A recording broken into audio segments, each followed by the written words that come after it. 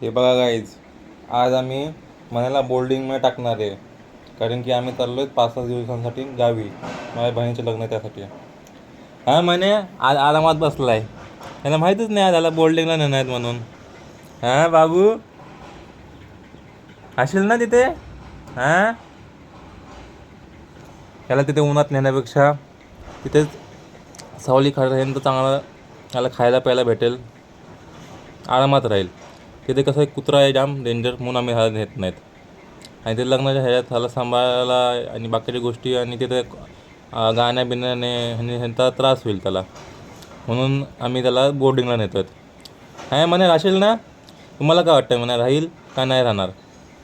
नाही राहिलं तर आम्हाला त्याला सोबत घेऊन जावं लागेल, मग काय दुसरा ऑप्शनच नाही. म्हणे सध्या आता हे आराम करतो मस्त.